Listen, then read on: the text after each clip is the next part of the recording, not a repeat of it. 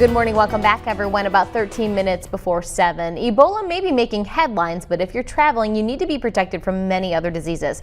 The Gundersen Travel Clinic offers both information and vaccinations to travelers, and Dr. David McNamara joins us live from Gundersen Health System with the details. Good morning, doctor. Thanks for getting up with us. Good morning. Good to be with you.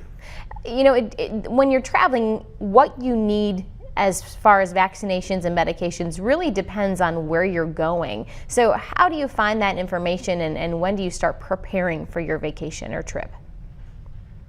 Well, we recommend travelers see us in the travel clinic typically 4 to 6 weeks before the trip, and we go through with them their itinerary and really the recommendations of what medications and vaccines to receive are very specific to where they will be traveling to.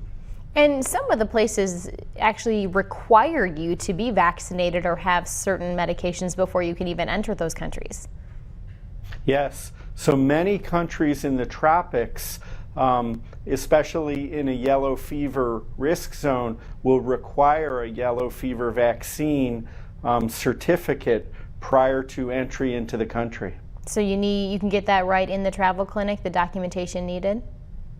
Yes. So the yellow fever vaccine can only be given in a registered travel clinic that's a registered site for yellow fever vaccination. Yellow fever, a very popular one also. What about meningitis or hepatitis, those type of typhoid and malaria? What about those things? Are those things you take before you go or while you're there, or how does that work? So for most of those illnesses, they're vaccine preventable, and we have vaccines and routinely use the vaccines to help protect travelers against those illnesses.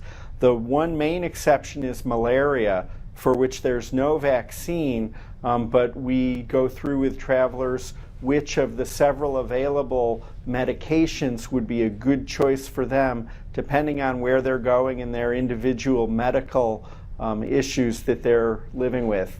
This isn't something you should rush into because there are some side effects for some of these medicines, and also if you have other health issues, you really need to do your research before you commit to these medical vaccines, correct?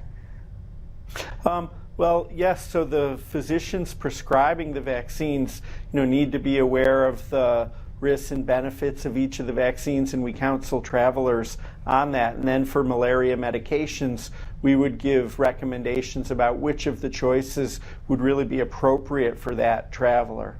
I had to do yellow fever and malaria, and it kind of felt like having the flu for a little bit for me, but it all worked out. Yeah. And of course you should check with your insurance as well, because these can be pricey if they're not covered by your insurance. They can. Some health insurance will not cover a trip to the travel clinic, but I think for most travelers, it's definitely a very important thing to do to really try and prevent a preventable illness or infection while traveling abroad, especially if it's a once-in-the-lifetime trip or a pleasure trip. Where you really want to have a good time. Being seen in the travel clinic beforehand can often be a very good investment to try and reduce the risk of getting an illness as much as possible. Yeah, some steps to take before you leave. Dr. McNamara, thanks so much for joining us. Have a happy Thanksgiving. Thank you.